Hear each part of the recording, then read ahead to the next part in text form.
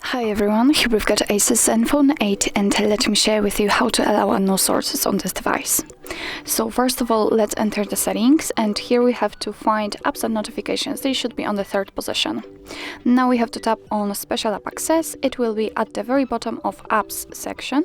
Let's tap on it, and here we have to find the Install Unknown Apps option.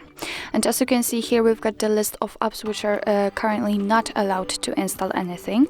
In order to change it, for example, in order to allow Chrome to install some content, just tap on it and tap on the switcher right here. And as you can see right now, it is activated, but under it we've got the info, and be aware that because you're doing it on your own responsibility, some third-party apps are not verified by the developer, so they may cause the attack on your device, and probably you can lose the data, for example. But you know, this is a black scenario, so no worries. After getting back, you can see that the Chrome from now on is allowed to install some content.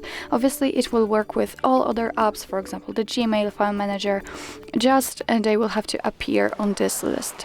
And of course you can turn off the permission whenever you want to. Just tap on the Chrome in my case and tap on the switcher again, and after getting back we can see that the Chrome is not allowed to install anything. So actually that's all. This is how to allow unknown sources in your ASUS ZenFone 8.